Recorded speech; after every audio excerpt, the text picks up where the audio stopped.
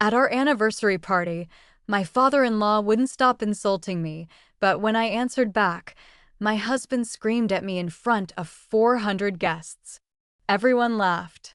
I wiped away my tears and made a call. Mom, please come. At my 5th wedding anniversary party, my father-in-law stood in front of 400 elite guests and publicly called me a charity case who scrubs dirt for a living.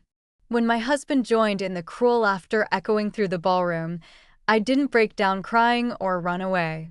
I simply smiled, reached into my purse, and prepared to make a single phone call to the only woman capable of destroying their entire empire overnight, my mother.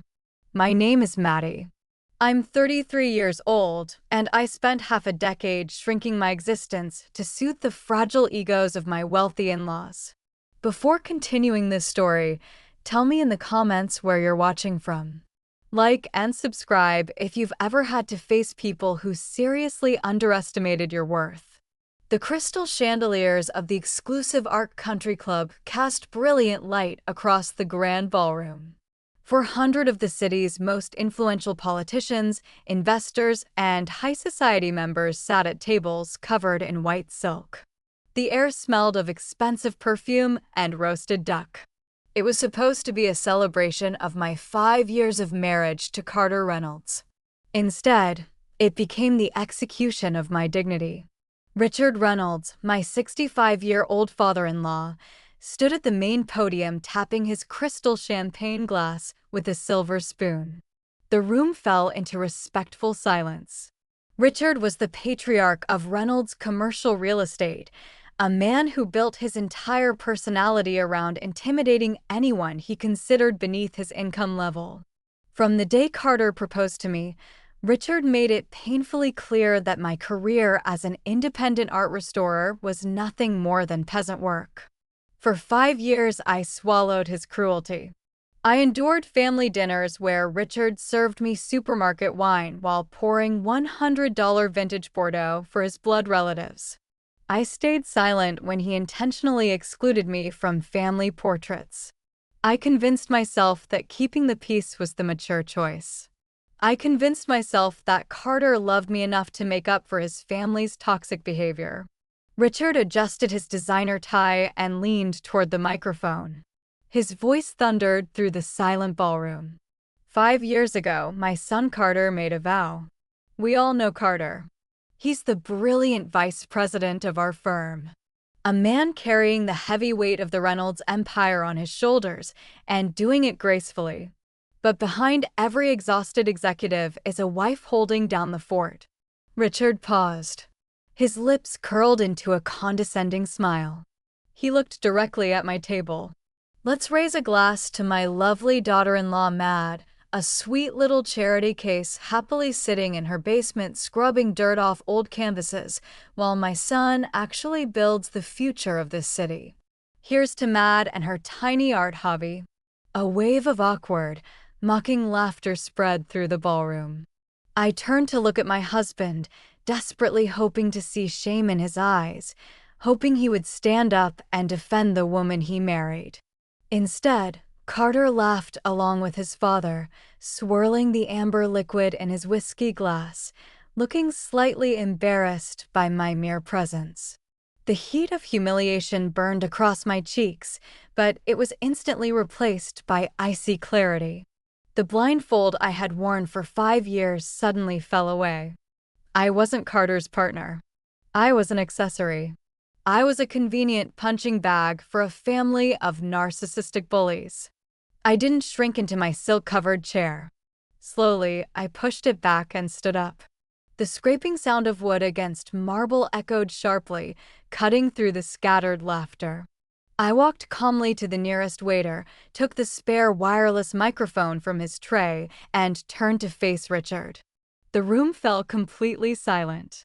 400 wealthy eyes locked onto me. "Thank you for that touching toast, Richard," I said. My voice echoed steadily through the enormous ballroom. And speaking of my little art hobby, I actually just finished cleaning the dirt off that 10th century Baroque landscape you secretly shoved into my basement last month. You know the one, The multi-million-dollar masterpiece you specifically begged me to restore off the books so you could hide the asset from the IRS. A collective gasp shattered the silence. Several investors at the front tables physically leaned back.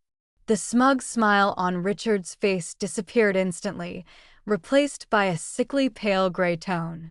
He gripped the edges of the wooden podium so tightly his knuckles turned white. "Mad, shut your mouth right now," Richard hissed, though the microphone perfectly captured his panicked whisper. "Oh, I'm just celebrating your brilliant financial strategies, Richard," I replied, tilting my head with a sickeningly sweet smile. After all, it takes a special kind of genius to commit federal tax fraud while simultaneously insulting the only person holding the evidence. Whispers exploded across the ballroom. High society wives leaned toward their husbands with scandalized eyes. A prominent banking executive near the front slowly lowered his champagne glass, his expression hardening as he stared at Richard. In commercial real estate, perception was currency, and I had just set Richard's vault on fire. I saw my husband Carter jump to his feet, his face twisted with a mixture of terror and narcissistic rage. He stormed toward me with clenched fists, completely dropping the polished gentleman act he sold to the public. The war had officially begun, and they had absolutely no idea who they had just provoked. Carter closed the distance between us in seconds. His expensive Italian leather shoes struck the polished wooden floor aggressively. Before I could say another word, he lunged forward and violently ripped the microphone from my hand. A sharp screech of audio feedback tore through the ballroom, making several guests cover their ears in shock. But Carter didn't care about the noise. He only cared about his shattered ego.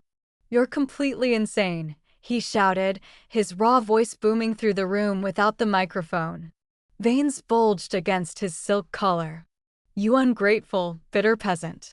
How dare you stand here and try to shame my family?" I stood perfectly still, my posture straight. I looked into the eyes of the man I had slept beside for 5 years and suddenly realized I was staring at a complete stranger. Or maybe I was finally seeing his true self. "You're just jealous," Carter continued, stepping so close I could smell stale whiskey on his breath. "You've always been jealous of our success, our high society connections. You contribute absolutely nothing to this family except your little arts and crafts projects. And now you're throwing a tantrum because my father told the truth."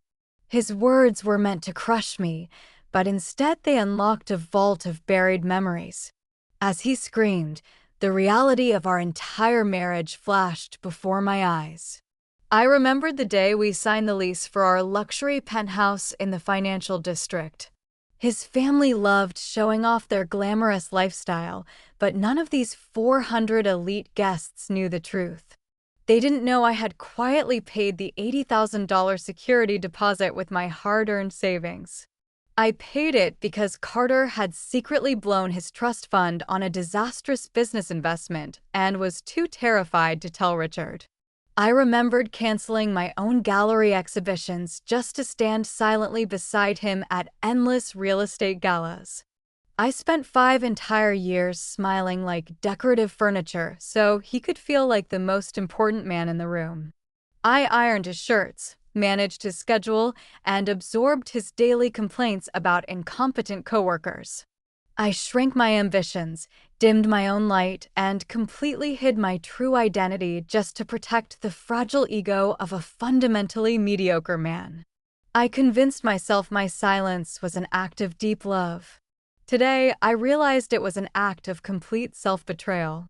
Carter mistook my silence for fear. He assumed the blush on my cheeks was the beginning of a pathetic emotional breakdown. He loved when I looked weak because it fed his raging narcissism. He turned toward a terrified waiter nearby, snatched a white linen cocktail napkin from the silver tray, and aggressively shoved it against my chest. "Wipe your tears and behave yourself, or get out of my sight," Carter snapped, his upper lip curling in disgust. The tension in the ballroom finally broke, not with sympathy for a publicly humiliated wife, but with another wave of mocking laughter. It began at the VIP table with Penelope, my arrogant sister-in-law, who burst into loud theatrical laughter. Her husband Andre, the successful corporate lawyer, leaned back in his chair and smirked smugly, shaking his head slowly as if watching a pathetic comedy show. Within seconds, the business partners and socialites around the room joined in, laughing at the so-called charity case wife being put in her place by the powerful Reynolds heir. They laughed because they believed I was trapped. They laughed because they thought I had no power, no money, and nowhere else to go. But I didn't shed a single tear. The crushing sadness that had weighed on my chest for half a decade simply evaporated. It was replaced by an intoxicating wave of cold, calculated indifference. I looked down at the wrinkled linen napkin resting against my designer dress. I dropped it to the floor and deliberately stepped over it, leaving a faint scuff mark on the pristine white fabric. I didn't scream back at him. I didn't throw out a desperate insult to defend my honor. I simply looked at Carter with complete pity. The kind of pity reserved for a spoiled child throwing a tantrum in a supermarket. His face twitched, visibly disturbed by my total lack of submission. Without saying another word, I turned my back on him. I walked away from the podium, my heels clicking rhythmically against the wooden floor as I crossed directly through the center of the ballroom. The mocking laughter slowly faded as the guests moved aside like the Red Sea to let me pass. I pushed open the heavy mahogany doors leading into the grand lobby and walked straight into the marble women's restroom. It was time to stop playing the victim. It was time to make the call. The women's restroom was a sanctuary of silence. The heavy mahogany door shut behind me, completely cutting off the chaotic noise of the ballroom. I walked to the gold-framed mirrors lining the wall and turned on the gold faucet. Cold water splashed across my wrist, grounding me in reality. I stared at my reflection. The woman staring back at me was no longer the quiet, submissive wife trying to shrink herself into a mold she was never meant to fit inside. I took a deep breath, reached into my silver clutch purse, and pulled out my phone. For 5 years, I had kept my two worlds completely separate. When I met Carter, I introduced myself simply as Maddie. I completely left out my last name because I desperately wanted to be loved for who I was, not for the billions tied to my family's legacy. I wanted a normal life. I wanted a husband who looked at me and saw a supportive partner, not a walking trust fund to exploit. My mother had warned me from the beginning. Josephine Sinclair was not a woman who believed in fairy tales. At 60 years old, she was the founder and CEO of Sinclair Holdings, a private equity firm that ruthlessly controlled a massive portion of Wall Street. She was a self-made super predator in a financial world completely dominated by men. She wore custom-tailored blazers, drank black coffee, and dismantled corporate empires before her morning meetings. When I first told her I was going to marry Carter Reynolds, she had a full background investigation done on his entire family within 24 hours. She sat me down in her corner office overlooking the Manhattan skyline and told me the Reynolds family was nothing more than a fragile house of cards. She warned me they were built on bad commercial debt and undeserved arrogance, obsessed with maintaining the illusion of extreme wealth. But I was stubborn and desperately in love. I truly believed my devotion could change Carter. So my mother made a strict deal with me. She would let me leave and make my own mistakes. She would let me live my quiet life, restore my paintings in the basement, and play the role of the humble wife. But she promised that the exact moment I realized my own worth, she would be waiting. My thumb hovered over her name in my contacts. I pressed the call button and lifted the phone to my ear. It rang only once. "Hello, Madeline." Her voice came through the speaker crisp, commanding, and completely unsurprised. It was as if she had been sitting at her mahogany desk for 5 straight years, waiting for this exact phone call. "Mom," I said, my voice steady but low. My throat felt tight, but not from sadness. It was the overwhelming relief of finally letting go of the act I had maintained for so long. "Please come." There was a brief pause on the line. I could hear the faint sound of thick paper files being shuffled in the background, followed by the sharp click of her expensive pen tapping against a glass desk.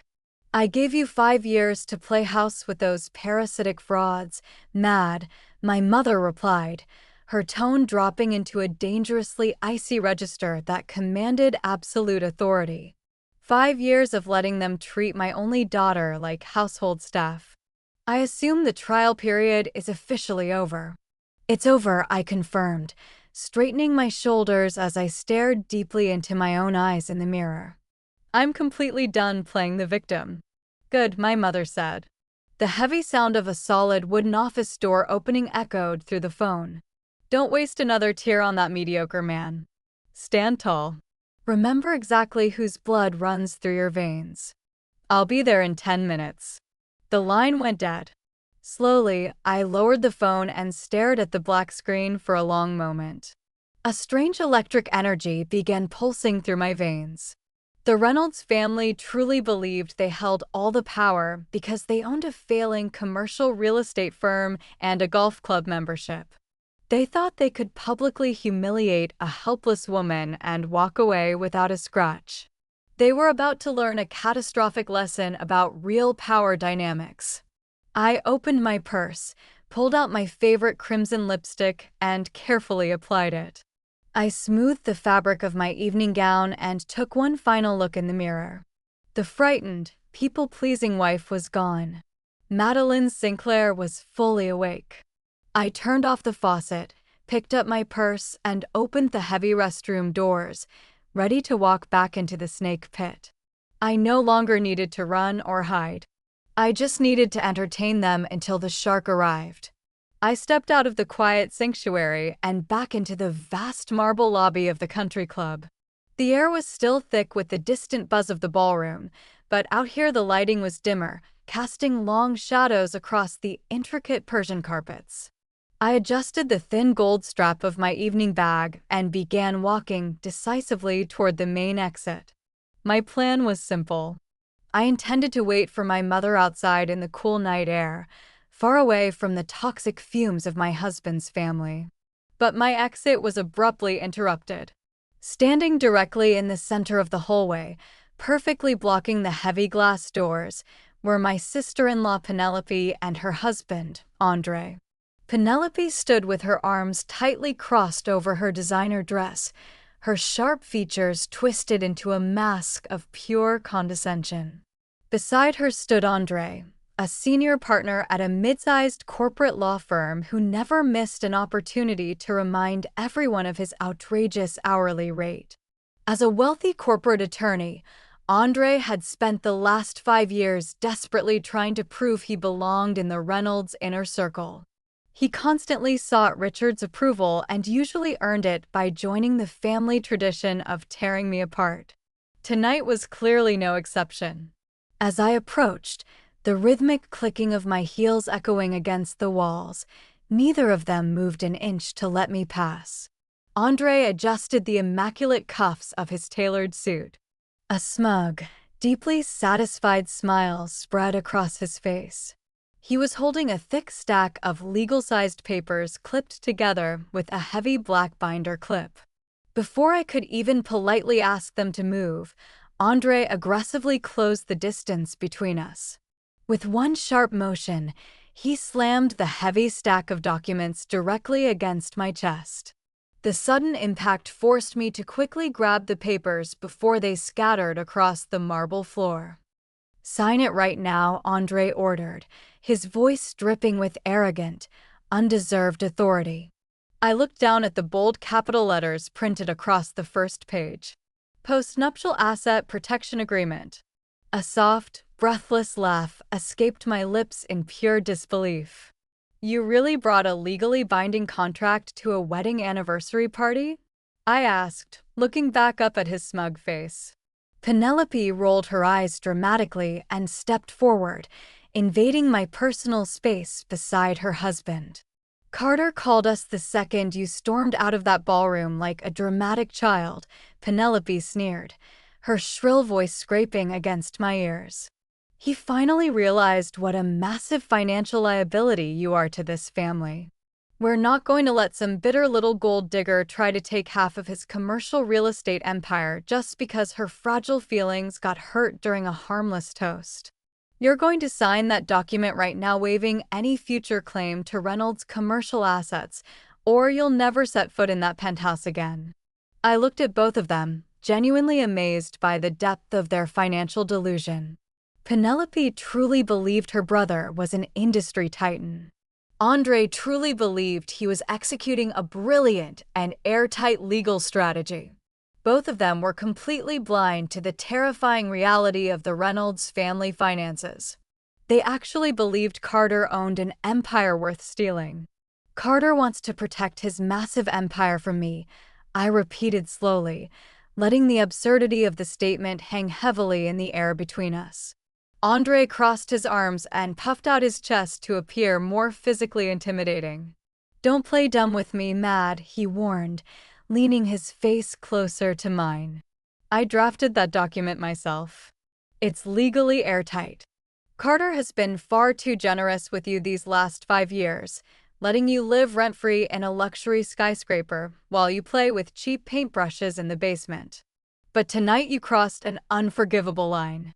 You publicly humiliated the patriarch of this family. So here are your 2 options. Either you waive your rights to Reynolds' commercial properties here and now, or I'll personally make sure building management changes the electronic locks to your penthouse before you can even call a taxi." The heavy stack of paper weighed in my hands. I slowly ran my thumb along the sharp edge of the document.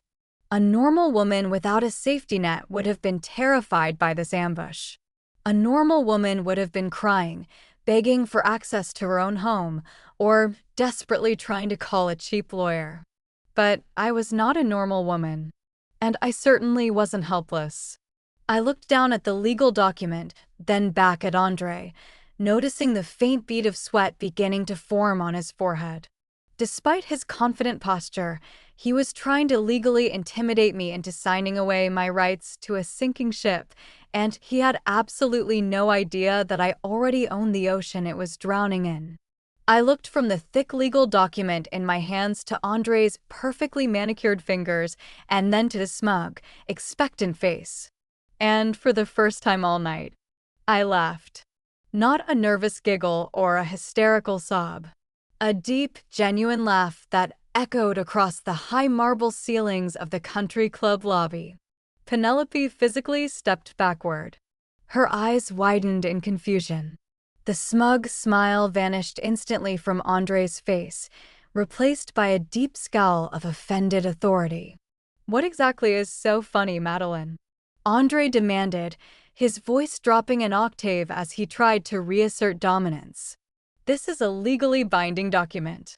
Refusing to sign it right now constitutes a hostile action against your husband and his estate." "His estate," I repeated, still smiling as I tapped the heavy papers against my palm. "Tell me something, Andre. As a highly paid senior partner specializing in corporate mergers, do you actually read the financial discovery files your law firm processes? Or do you just blindly stamp whatever Richard drops on your desk so you can keep your overpriced country club membership active?" "I am the lead attorney for Reynolds Commercial Real Estate," Andre snapped, puffing his chest out again as he leaned toward me. "I oversee every major transaction that passes through that office. Our portfolio is absolutely rock solid, and I won't stand here being insulted by a woman who plays with paint for a living." "Rock solid," I repeated softly, letting the words hang heavily in the silent lobby. Is that what they're teaching at Harvard Law these days? Because the last time I checked, a corporate empire currently leveraged at 80% across all its major commercial properties isn't exactly rock solid. It's a fragile house of cards waiting for a strong breeze. The silence that followed was deafening. The arrogant posture drained completely from Andre's body. Let's talk about the downtown plaza development, I continued, my voice lowering into a calm conversational tone. The exact project Richard was bragging about in the ballroom. How do you legally classify 3 consecutive missed quarterly payments on a high-yield mezzanine loan? Because major banks usually call that a catastrophic default. Andre physically stepped backward. His dark eyes darted nervously around the empty lobby as if he expected federal banking regulators to appear from behind the potted palm trees at any moment. The confident, arrogant lawyer routine shattered instantly. He reached up and nervously adjusted his silk tie, suddenly looking less like a powerful attorney and more like a terrified intern caught shredding the wrong documents. I have absolutely no idea what ridiculous fantasy you're talking about, Andre stammered, his voice suddenly higher and faster. But if you've been illegally accessing Carter's private briefcase in the penthouse, you're violating strict corporate non-disclosure agreements. That's textbook corporate espionage, Madeline. You could be federally charged for stealing classified financial trade secrets. You are completely out of your depth. I'll file an injunction so fast it'll make your head spin. I didn't need to dig through Carter's messy briefcase to know your business is bleeding money, Andre, I replied effortlessly. The financial world is remarkably small. And right now, the banks are talking. Actually, they're practically screaming. You brought a post-nuptial agreement to protect a fortune that doesn't even exist. You're waving around a worthless piece of paper to protect a pile of dust. Penelope, completely ignorant of the horrifying reality of their business operations, aggressively stepped in front of her husband. She pointed a sharp acrylic nail directly at my face, her expression twisted with rage. You're completely delusional. Penelope screamed, her voice echoing harshly through the corridor. My father is a titan in this city. Carter is closing a massive $50 million merger tomorrow morning that's going to double our net worth. You're just a pathetic, jealous woman trying to sound intelligent because you know my brother is about to throw you out with absolutely nothing. I looked at Penelope with pure pity. She stood there wearing a diamond tennis bracelet purchased entirely with borrowed bank money, fiercely defending a legacy built on staggering debt. It was almost tragic to watch. Andre, however, was no longer yelling. He stared at me in complete silence. His sharp legal mind was frantically trying to calculate how a quiet art restorer knew the exact percentage of their highly leveraged assets. He knew I was right. And the panic radiating from his rigid posture was unmistakable. He opened his mouth to launch another desperate legal threat to cover his tracks, but the sound of furious footsteps interrupted him. The furious footsteps belonged to Carter. He burst through the heavy mahogany doors, his face still flushed a deep, ugly crimson from the confrontation in the ballroom. He marched directly toward us, aggressively yanking at his expensive silk tie as if the fabric were suddenly suffocating him. He stopped beside his sister, squaring his shoulders to form a united front of pure Reynolds family arrogance. What exactly is going on out here? Carter barked, glaring at me before turning toward Andre. Is she giving you problems with the post-nuptial agreement? Your wife appears to be having some kind of psychotic episode, Penelope jumped in immediately, pointing another sharp acrylic nail at my face.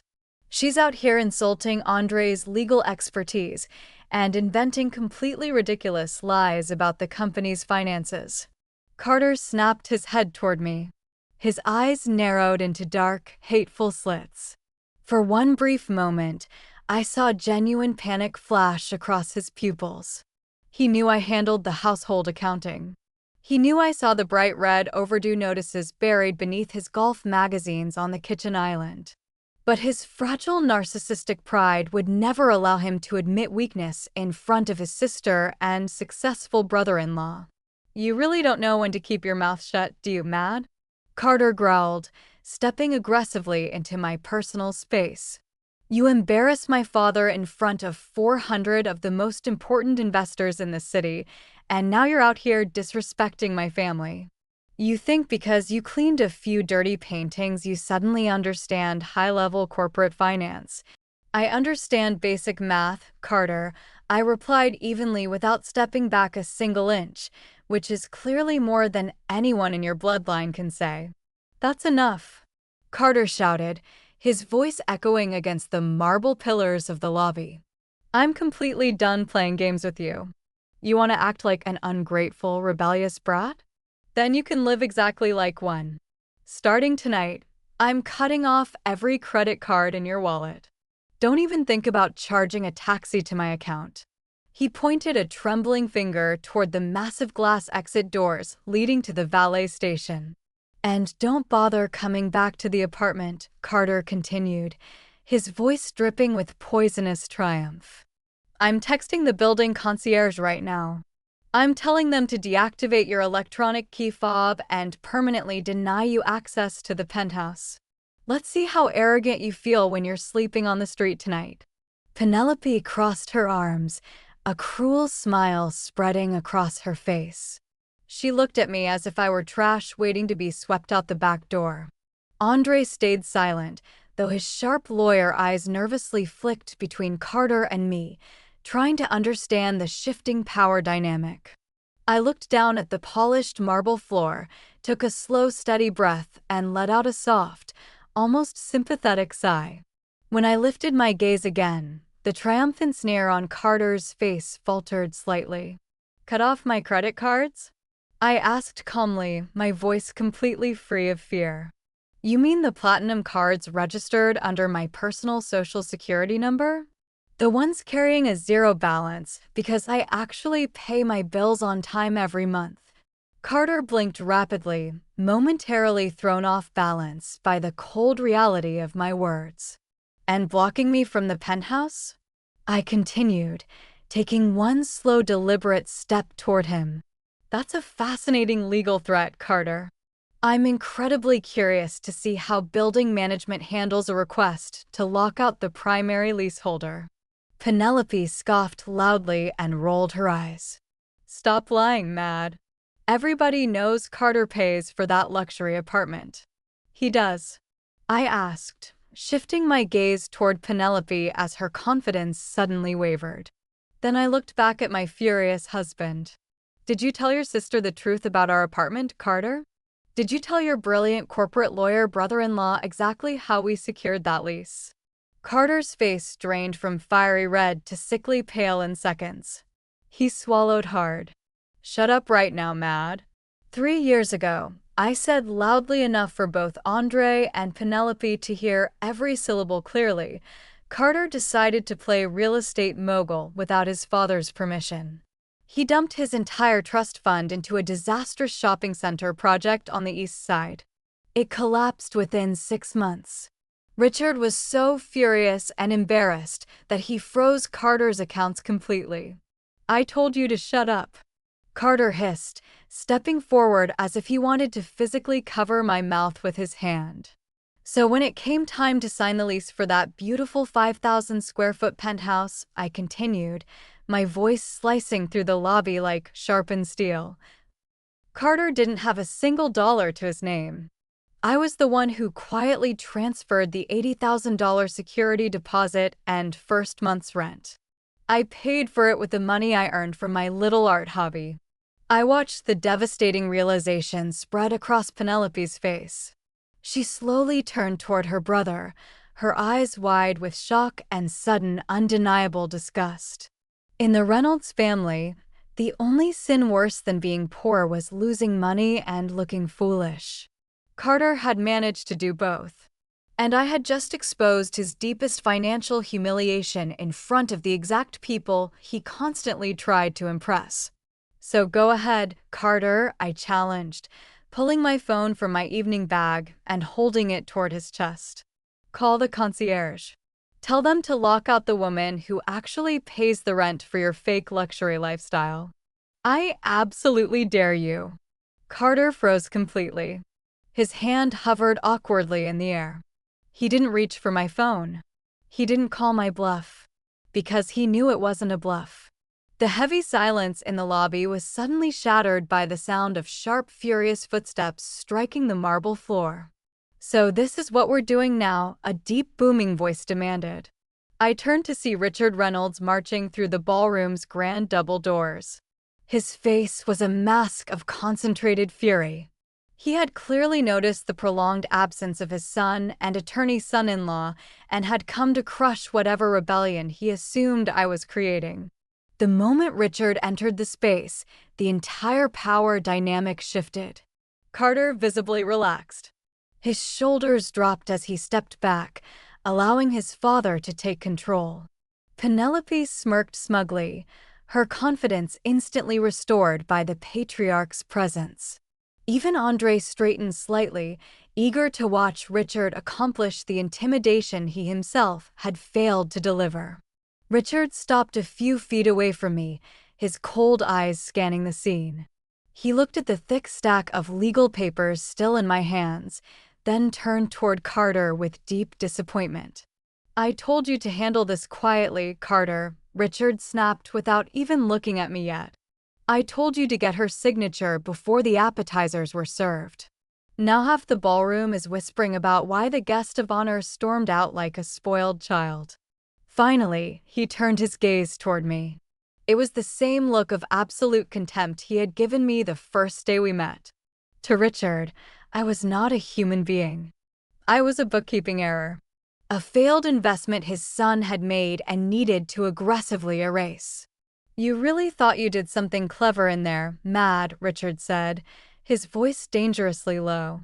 "You thought throwing a little tantrum in front of my investors would somehow give you leverage. Let me make something abundantly clear. You are nobody. You came from nothing, contributed absolutely nothing to this family, and you're about to leave with nothing." He stepped closer, invading my personal space exactly like his son had done earlier. But Richard was far more dangerous than Carter. Richard actually had the social power to support his cruelty. "You're very proud of your little art restoration business," Richard sneered, pointing a thick finger at my face. "You think because you cleaned a few canvases for my associates that somehow makes you indispensable? Do you have any idea who I golf with every Sunday? I sit on the board of the Central Arts Council. I have lunch with the curators of the 3 biggest museums in the state." I stared back at him expressionlessly, letting him dig his own grave with his arrogance. "By 9 o'clock tomorrow morning," Richard continued, his voice rising with vindictive pleasure, "I'll make exactly 3 phone calls. I'll tell them you're unstable, unreliable, and prone to destroying valuable assets. I'll make sure your name is blacklisted across the entire East Coast. You'll never be hired to restore a finger painting, let alone a fine work of art. Your little hobby is officially dead." Penelope let out a soft, mocking laugh. Carter crossed his arms, staring at me with smug satisfaction. They were a pack of wolves completely dependent on the alpha to hunt for them. Richard suddenly snatched the post-nuptial agreement from my hands. He marched toward an antique mahogany console table resting against the lobby wall and slammed the thick stack of papers onto the polished wood. Then he reached into the breast pocket of his custom tuxedo, pulled out a heavy gold fountain pen, and practically threw it onto the contract. "You are going to walk over to this table and sign your name on every dotted line," Richard ordered, his voice booming through the high ceilings. "You are legally waiving any ridiculous claim you think you have to my son's company, assets, or properties." "And if I refuse?" I asked softly. "Then you walk out those front doors right now," Richard replied without hesitation. "You leave your phone, you leave your jewelry, and you walk into the freezing night with nothing but that dress on your back. And I will personally stand here and watch security throw you off this property." The family intimidation tactic was textbook. It was the exact psychological warfare they used against anyone who dared question their authority. They surrounded the target, isolated them, threatened their livelihood, and demanded total submission. Richard stared at me, his chest rising and falling slightly, waiting for tears to finally appear. He expected me to walk to that table, pick up his expensive gold pen, and sign away my financial future out of pure fear. But I only looked at the pen. Then I looked toward the heavy glass entrance doors of the country club. The 10 minutes were almost over. I did not reach for the gold fountain pen. I did not take a single step toward the antique console table. Instead, I slowly met Richard's icy stare with complete, unwavering calm. I let a long, tense moment pass between us, watching the thick veins in his neck begin to pulse. "I'm not signing a single page of your worthless contract, Richard," I said. My voice cut cleanly through the heavy lobby air. "And I certainly won't be leaving here empty-handed. You do not own me. You do not own my business. And despite what you tell your rich friends during terrible golf games, you barely own your own real estate company." Richard's face twisted into a horrifying expression of pure shock. He was completely unaccustomed to anyone, especially a woman he considered financially beneath him, openly defying his orders. But it was Carter who finally lost whatever shred of sanity he still possessed. His father's presence had inflated his fragile ego again, and my refusal to submit became the ultimate public insult. Carter stepped forward, his fists clenched so tightly his knuckles turned sickly white. "You arrogant, ungrateful little witch," Carter spat, his voice trembling with narcissistic rage. "You think you can stand here and disrespect my father on his own territory? You think you have even 1 ounce of power in this building?" Without waiting for my answer, Carter spun away from me, raised his hand sharply into the air, and snapped his fingers with a loud crack. "Security!" Carter roared toward the main entrance. "Security, get over here right now."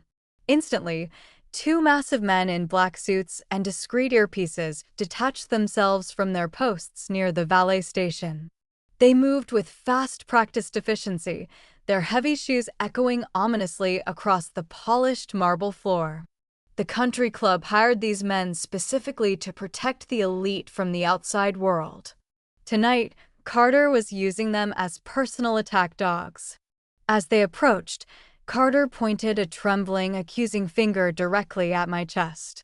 "This woman is trespassing," Carter announced loudly to the head of security, a huge, intimidating man whose gold nameplate read Hankins.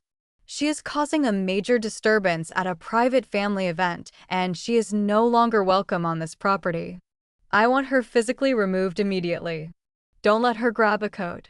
Don't let her call a taxi. Drag her out the front doors and throw her onto the street." Hankins hesitated for the briefest second. His sharp eyes moved between my expensive evening gown and Carter's furious, flushed face. He recognized me. He knew I was the wife of the man giving the orders, the supposed guest of honor at this massive anniversary party.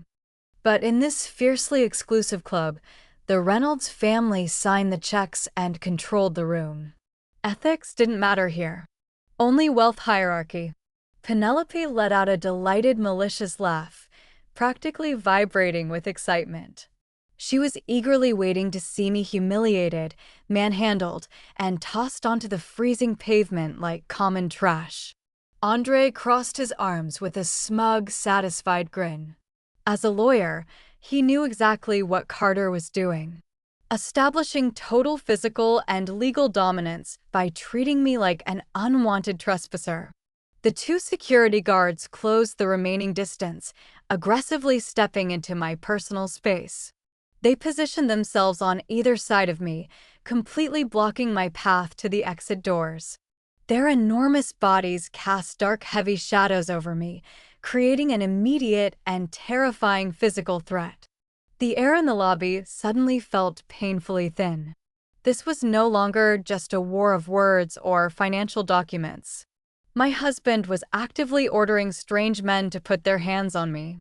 "Ma'am," Hankins said, his deep gravelly voice completely devoid of warmth. He stepped even closer, his huge hand hovering inches from my bare shoulder, ready to grab my arm and physically escort me away. "I need you to come with us right now." Don't make a scene. Don't make this difficult. Carter stood safely behind his wall of hired muscle, a sickeningly triumphant smile spreading across his face. He truly believed he had won. He believed the sheer physical intimidation of two enormous security guards would finally break my spirit and force me to kneel. He expected me to cry, beg, or desperately apologize to his father to avoid being thrown onto the cold concrete. I looked at the massive hand hovering above my shoulder, then slowly lifted my eyes to Hankins' hardened face. I did not flinch, and I certainly did not step backward. Hankins' huge hand remained suspended just inches from my bare skin. I could feel the heat radiating from his palm, a physical manifestation of the immediate threat hanging over me. The entire lobby seemed to hold its collective breath, waiting for the moment I would finally break, scream, or be dragged away by force. Instead, I slowly turned my left wrist and looked down at my watch. 9 minutes and 45 seconds had passed since I ended the call in the marble restroom. Time was officially up. I lifted my gaze from the shining face of my watch to the hardened eyes of the head of security. I didn't raise my voice. I wasn't frantic, emotional, or desperate. I spoke with the calm, chilling authority of a woman holding every card in the deck. Before you make the most catastrophic professional mistake of your entire career, Hankins, I suggest you take a very deep breath and verify a piece of public record information, I said softly. Hankins froze, genuine confusion tightening his brow. As security for an elite country club, he was highly trained to handle screaming drunk socialites or aggressive trespassers. He was completely unprepared for a woman facing imminent physical removal to speak with the measured cadence of a commanding officer. Richard Reynolds may pay his outrageous membership fees to play golf here, I continued steadily, but he does not own the ground you are standing on. Oak Ridge Estate is leased land.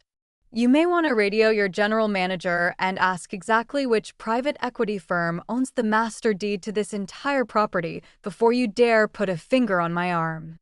The effect of my words was immediate. Hankins slowly withdrew his hand a fraction of an inch, institutional self-preservation overriding Carter's shouted orders. He shot Richard a quick, uncertain glance, searching for confirmation or denial. That tiny flicker of hesitation from hired muscle absolutely enraged the Reynolds family. Penelope threw back her head and let out a loud theatrical shriek of laughter that cracked against the marble walls. "You're actually listening to her?" Penelope screeched, pointing a perfectly manicured finger at Hankins. "She's completely insane. She scrubs dirty canvases in a basement for a living, and now she thinks she's some kind of real estate mogul. She's having a psychotic breakdown right in front of us." Carter stepped forward, his face burning with humiliation that his own security guard had disobeyed a direct order.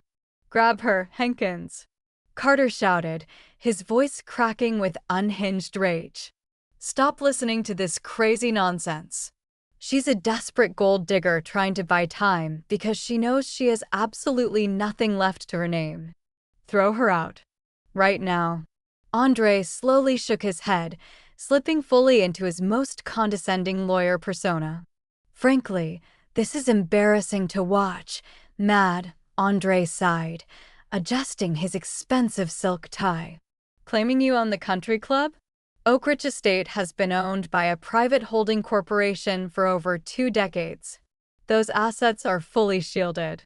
You're making a fool of yourself. Just sign the post-nuptial agreement and leave with whatever scraps of dignity you still have." I looked at Andre, fighting the urge to smile. He was a corporate attorney proudly referencing a holding corporation without realizing that same holding company belonged to my mother. But Hankins was no longer listening to their insults. He was trapped in the middle of a war he didn't understand, and every survival instinct in his body was screaming at him to verify my claim. He lifted his hand toward the radio clipped to his shoulder, clearly intending to call management and protect himself.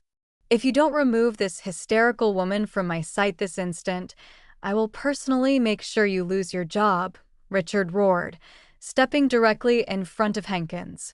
His face had turned a terrifying shade of purple. I sit on the advisory council of this club. I'll make sure you never work private security in this state again. Do you understand me?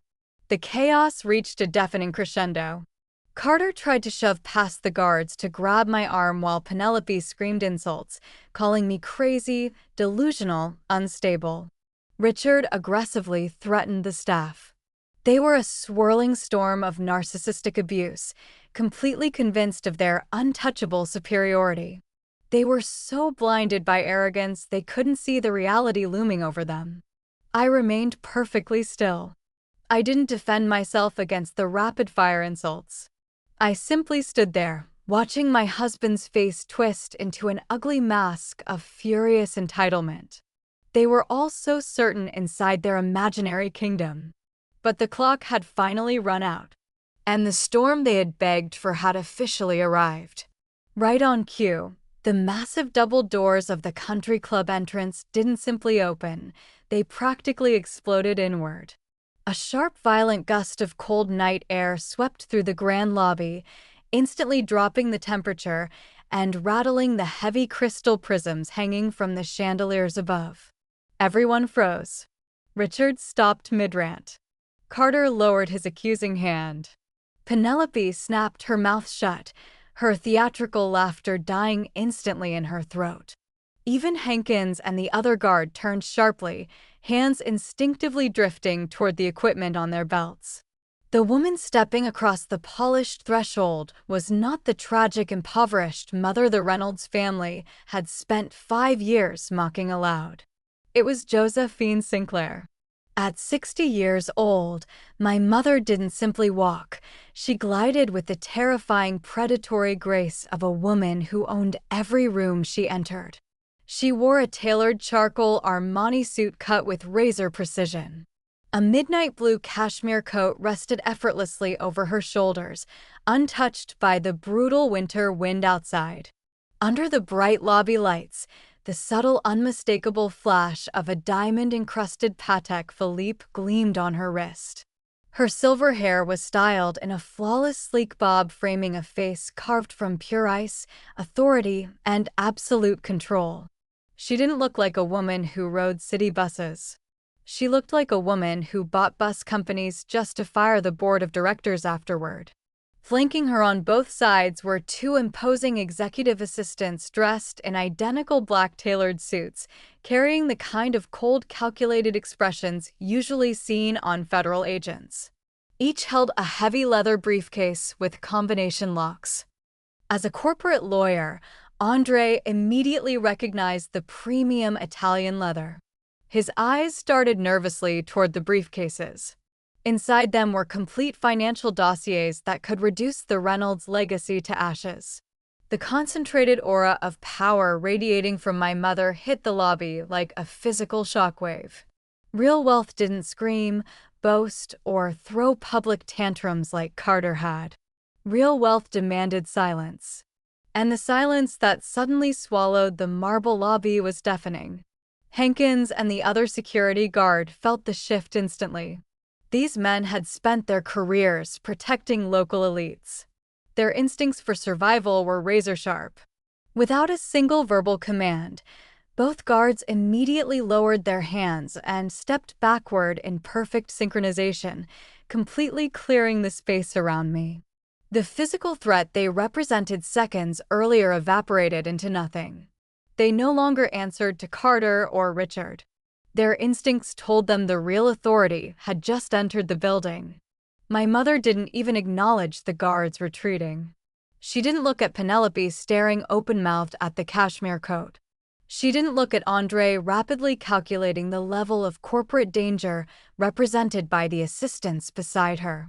And she certainly didn't look at Carter, who stood blinking rapidly, paralyzed by the sudden shift in gravity. Josephine Sinclair locked her piercing blue eyes directly onto me. She walked forward with the steady rhythmic click of designer heels against marble, ignoring the chaos around her. Wealthy guests lingering near the ballroom entrance instinctively moved aside, flattening themselves against the walls as though sensing the arrival of an apex predator. She stopped exactly 2 feet in front of me. Then she reached up with cool, perfectly manicured fingers and brushed a loose strand of hair from my face. It was the only genuine warmth she would show all evening, and it was reserved solely for her daughter. "You wore the crimson lipstick," my mother observed quietly, completely unbothered by the hostile audience surrounding us. "That's a very good sign, Meline. It means you finally stopped apologizing for existing in a space that already belongs to you." "I'm completely done," I confirmed, standing perfectly straight, my voice matching her calm cadence. "I'm ready to leave." My mother gave one small approving nod. Then very slowly, she turned her head. Her icy gaze swept across the Reynolds family the way a scientist might study an interesting, but ultimately useless species of insect. She examined Carter's flushed, panicked face. She observed Penelope's borrowed diamonds. Finally, her eyes settled on Richard Reynolds, the patriarch who had just threatened to throw her only daughter into the freezing night. The confrontation had officially changed. The Reynolds family was no longer surrounding helpless prey. Now they were trapped inside a cage with a tiger, and the heavy iron doors had slammed shut behind them. Richard Reynolds was a man whose entire worldview revolved around his inflated bank account and the archaic class system he desperately clung to. He physically could not process a reality where my mother, the woman he'd spent years imagining as poor, ignorant, and insignificant, could casually wear a Patek Philippe and a custom Armani suit. His brain violently rejected the evidence right in front of him. He needed to be the most powerful person in the room, and he was willing to make a complete fool of himself to maintain that illusion. Richard finally shattered the stunned silence. Squaring his shoulders, he adjusted his tuxedo jacket and marched directly toward Josephine. He stopped inches away, attempting to use sheer size and physical presence to intimidate her the same way he'd always intimidated me. "Well, look who finally crawled out of hiding," Richard boomed, venom dripping from every word. "This must be the mother we've never heard anything about. I suppose it shouldn't surprise me that a little gold-digging rat like your daughter calls her mommy the second her meal ticket gets revoked." He sneered openly at her tailored charcoal suit, clearly assuming it was a cheap imitation rented for the evening. He glanced mockingly at the two executive assistants, convinced they were paid actors hired for a performance. "I don't know how you managed to get past the front gate," Richard continued, pointing a thick, trembling finger toward the entrance, "but this is a private event for people of real status. You and your hysterical daughter have exactly 10 seconds to turn around and get out of my sight before I have both of you arrested for trespassing and attempted extortion." Josephine Sinclair did not flinch. She didn't raise her voice to defend herself. She didn't even look at Richard's accusing finger. She simply regarded him with an expression of deep, almost clinical boredom, allowing the sheer embarrassment of his behavior to settle across the watching crowd. Without breaking eye contact, my mother slowly raised one hand and snapped her fingers once. The sharp sound echoed like a gunshot through the silent marble lobby. Immediately, the executive assistant on her left stepped forward. He didn't pull out a weapon or legal documents. Instead, he calmly removed a pristine white silk cloth from his pocket, intercepted a terrified passing waiter, and retrieved a crystal champagne flute with smooth, practiced precision. He handed it to my mother with a respectful nod. My mother took one slow, deliberate sip. She swirled the golden liquid thoughtfully before finally addressing the man who had just threatened her with arrest. "Dom Perignon Vintage 2008, she observed in a voice soft enough to freeze blood. "An unusually expensive choice for a man whose commercial properties are currently facing multiple foreclosure notices."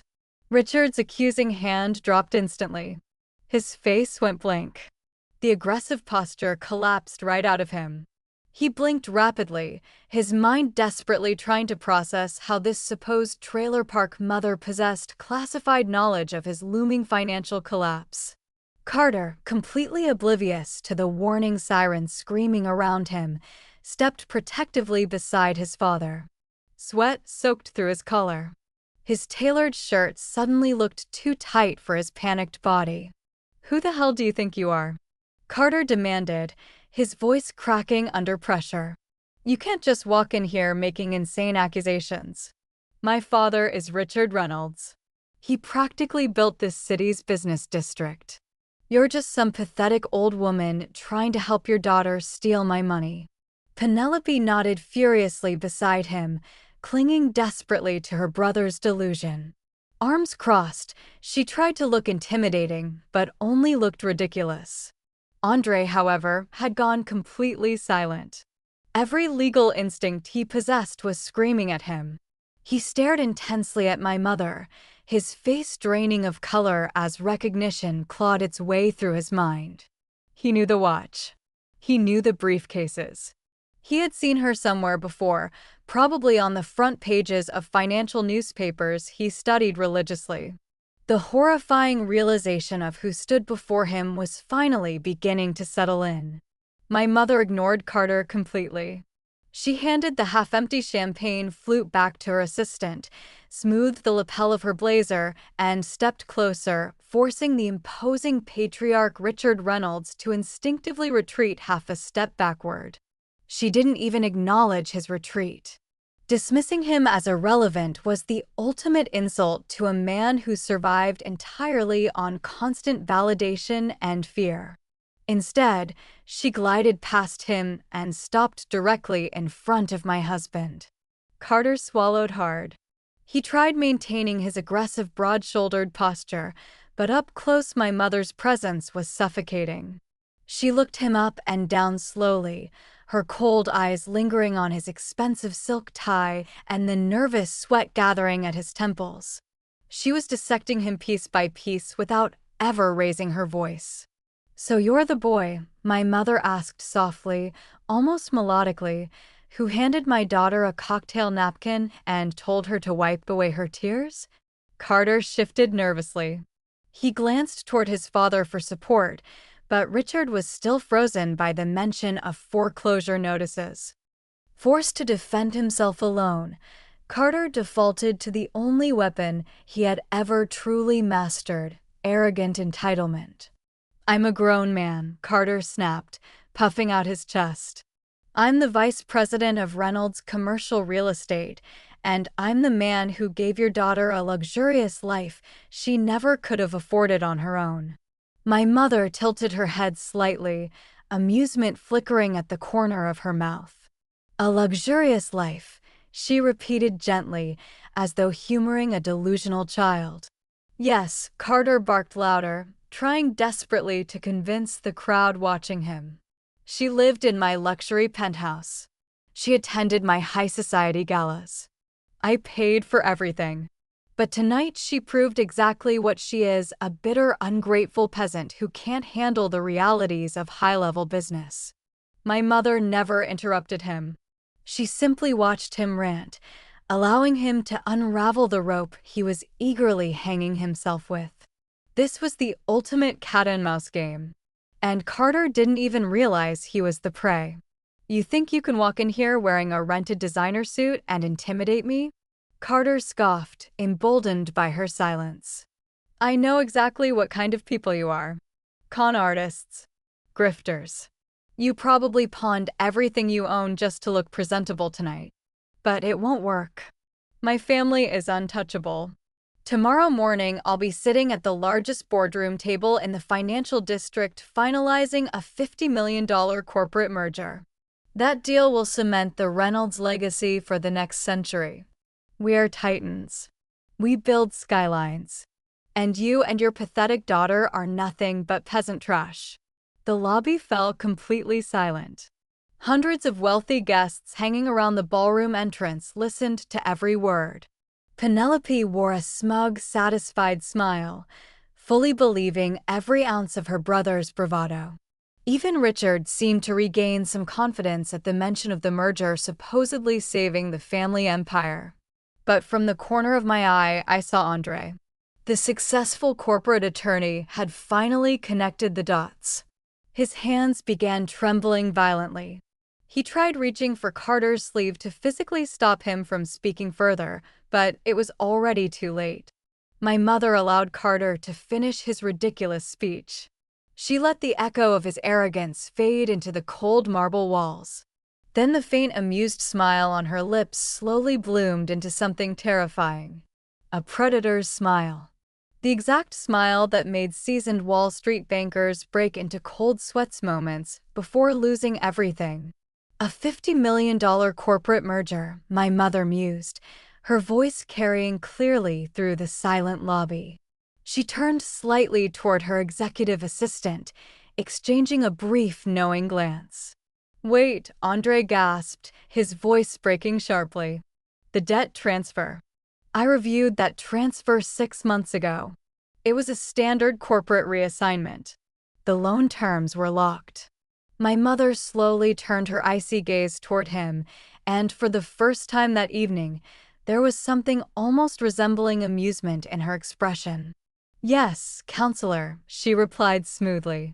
"The original loan terms were locked. But what you failed to notice buried in subsection 14C of the reassignment agreement was the acceleration clause." Andre's face went corpse white. Richard looked frantically between them. "Acceleration clause," he repeated weakly. My mother placed both perfectly manicured hands on the thin manila folder.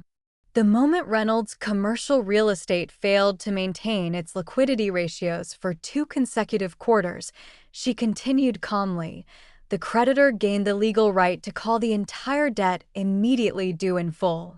Carter's knees visibly buckled. "No," he whispered.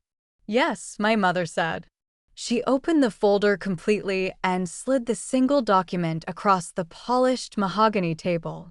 "This," she announced, "is your formal demand notice." The entire lobby fell into a suffocating silence.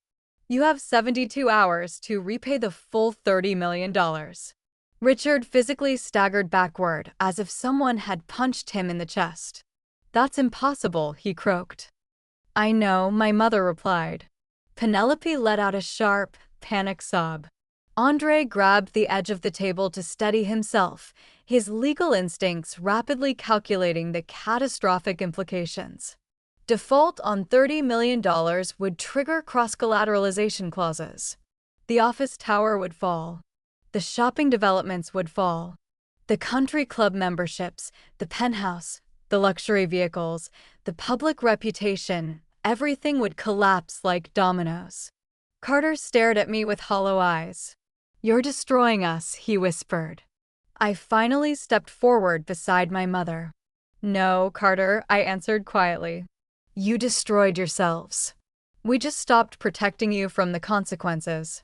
Behind us, the ballroom guests erupted into frantic whispers again.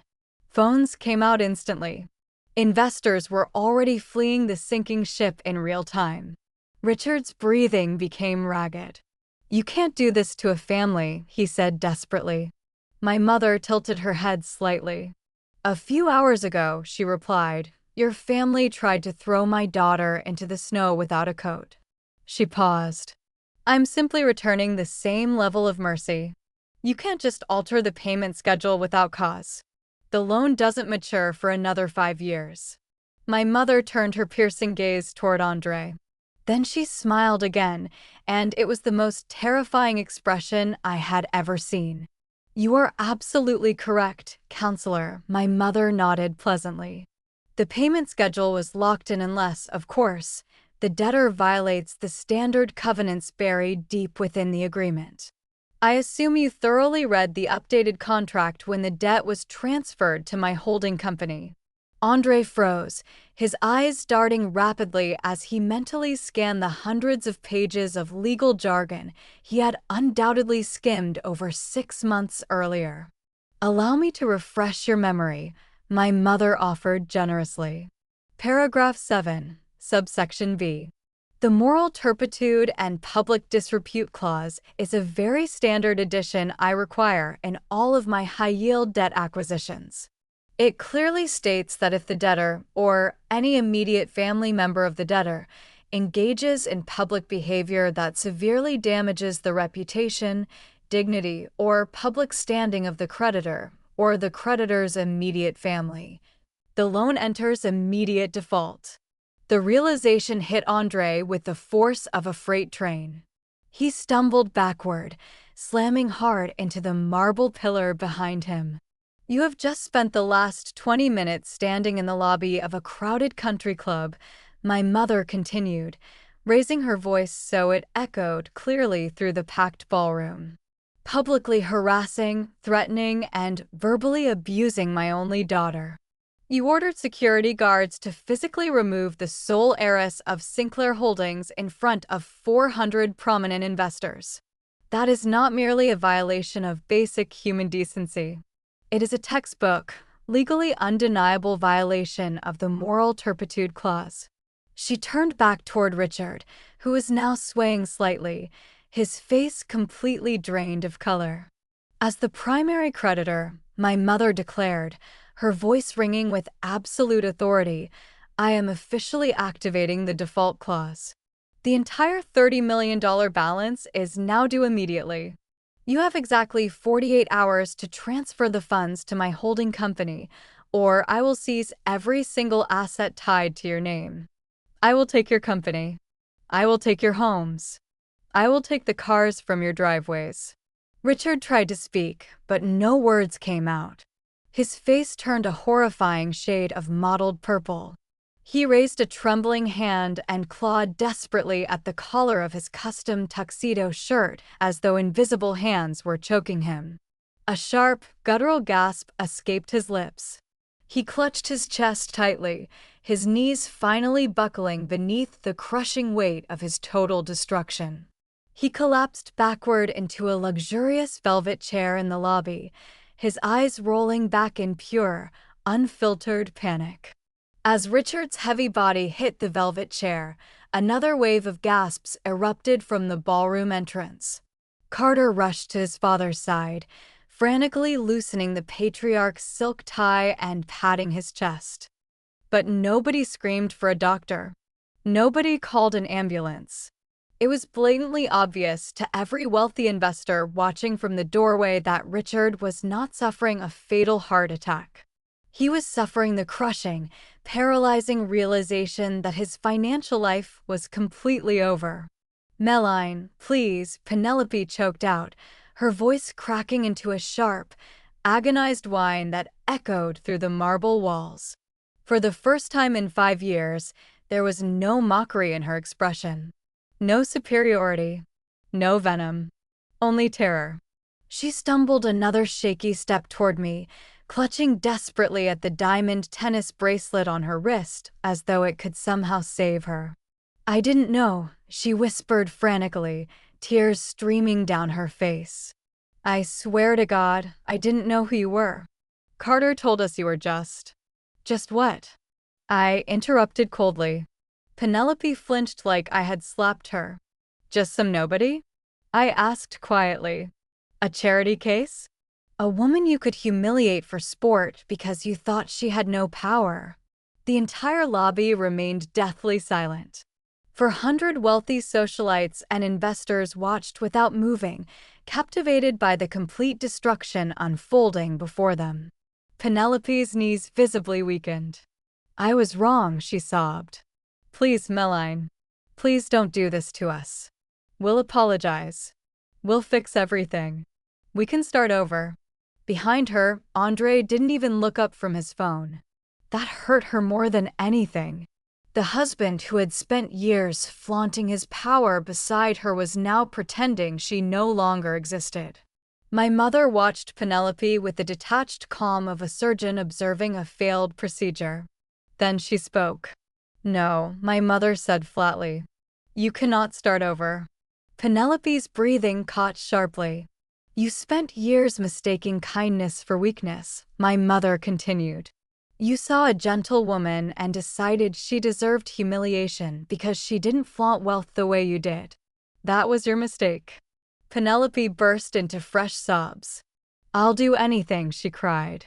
"Please, don't take everything." My mother tilted her head slightly. "Everything," she repeated softly. "Penelope, you already took everything from yourselves.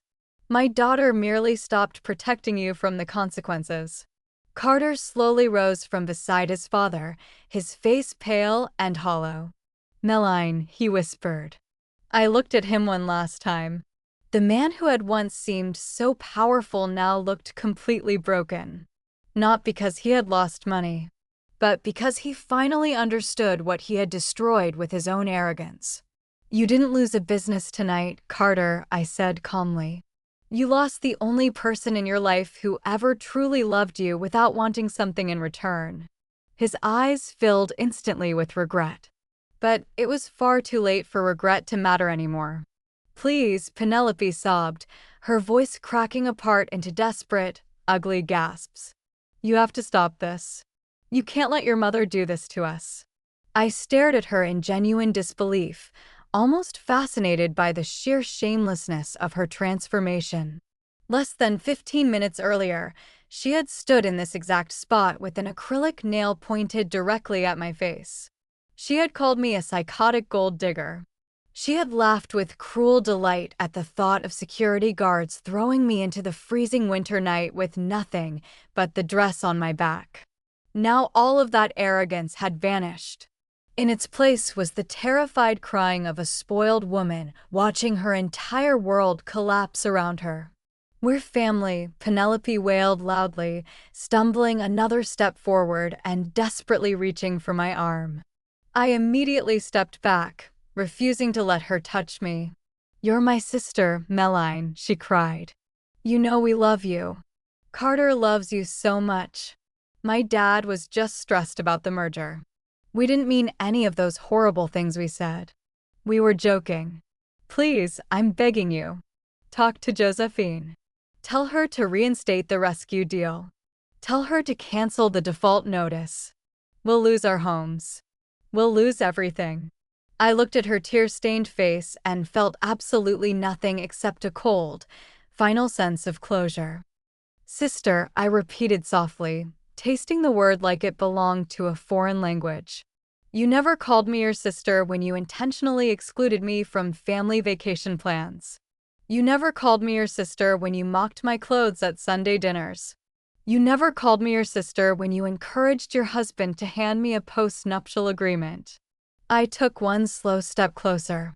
"You only see me as family now because I'm the only thing standing between you and absolute poverty." Penelope let out a loud, broken sob and buried her face in her trembling hands. I ignored her tears completely. Instead, I turned and walked toward the antique mahogany console table. Sitting beside my mother's mountain of devastating financial reports was the thick legal document Andre had ambushed me with earlier that evening, the Asset Protection Postnuptial Agreement, specifically designed to strip me of every financial claim to the Reynolds empire. I picked up the heavy stack of papers. Richard had already removed the black binding clip when he had thrown down his gold pen earlier. I slowly turned back toward Penelope. Through her tears, her eyes widened with desperate hope. For one pathetic second, she genuinely believed I was reconsidering. I lifted the contract high beneath the crystal chandelier so she could clearly see the bold black lettering across the cover page. "Your husband brought this document tonight to protect your family's empire from me, Penelope," I said coldly, my voice echoing across the polished marble floor. "But as you've just discovered," I glanced toward Richard collapsed in the velvet chair. "You don't have an empire anymore. Only debt." I gripped the thick document with both hands. Then, with one violent, decisive motion, I tore the entire contract cleanly in half. The loud ripping sound sliced through the silent lobby like a gunshot. Gasps erupted from the ballroom entrance. I stepped forward one final time, holding the shredded halves above Penelope's trembling designer heels. Then I opened my hands. The torn pages fluttered downward like heavy winter snow, scattering across the marble floor around her feet. The ruined postnuptial agreement settled over her expensive shoes like ashes falling over the corpse of her former life. I never looked at her again. Instead, I slowly lifted my gaze toward the center of the lobby. Toward my husband. Carter was still standing, but barely. His legs shook visibly beneath him. His face was pale and hollow, his breathing shallow and uneven. The confidence, entitlement, and arrogance he had carried for years had been completely stripped away in under an hour. Now he looked exactly like what he truly was beneath the expensive suits and family name. A frightened little boy watching his entire world burn down around him. He looked at his father, still gasping and clutching his chest in the velvet chair. He looked at his sister, sobbing uncontrollably at my feet. He looked at his lawyer brother-in-law, who had completely abandoned the family and was furiously typing on his phone from the farthest corner of the lobby. And finally, the full realization shattered him. The empire was gone. The money was gone. The shield of arrogance he had hidden behind his entire life had been ripped away completely. His knees buckled with a loud crack against the polished marble floor. Carter collapsed to his knees. The vice president of Reynolds Commercial Real Estate, the man who, barely 20 minutes earlier, had commanded a ballroom filled with 400 elite guests and demanded that I be thrown into the freezing night, was now kneeling at my feet. Every trace of arrogance had vanished. His expensive tailored tuxedo hung loosely from his slumped shoulders. His perfectly styled hair was damp and disheveled with nervous sweat. And for the first time in 5 years, I saw genuine fear in his eyes. "Meline," Carter choked out, his voice breaking violently. Heavy tears gathered in his eyes and streamed rapidly down his flushed cheeks. "Please, Meline," he begged. "You can't leave me like this. You're my wife. We made vows. You're my soulmate." I looked down at him and felt nothing except disgust. A narcissist always turns into the victim the second they lose control of the narrative. "Do not dare speak to me about marriage vows, Carter," I said coldly. "You broke every single one the moment you stood beside your father while he publicly humiliated me and laughed along with him." Carter shook his head frantically, tears flying from his face onto the marble floor. "It wasn't me," he sobbed desperately, his voice echoing through the silent country club. He pointed a trembling finger toward his father collapsed in the chair. "It was him, Meline. Richard forced me to do it. He pressured me all week. He told me if I didn't make you sign that agreement tonight, he'd fire me from the company. He threatened to cut me out of the family completely. I never wanted to hurt you. I love you. I've always loved you. I was just terrified of him." I stared at the 35-year-old man kneeling on the floor, crying and blaming his elderly father for his own cruelty. He was a coward to his core. He had happily participated in his family's toxic abuse as long as it made him feel powerful. And the second the power disappeared, he was willing to throw his own father under the bus to save himself. He reached both hands toward me, desperately trying to grab the silk hem of my evening gown. I immediately stepped back, my heels cracking sharply against the marble. "Don't touch me," I ordered. My voice sliced through his pathetic sobbing like a whip. "You do not love me, Carter. You loved the $80,000 security deposit I paid for your penthouse. You loved having a quiet, obedient accessory standing beside you at your ridiculous society galas. You loved the illusion of superiority." I leaned slightly closer. "But now there's nothing left for you to feel superior to." Carter let out a broken, ugly wail. He buried his face in his hands, his shoulders shaking violently as he sobbed openly in front of the hundreds of wealthy investors and politicians still watching from the ballroom entrance.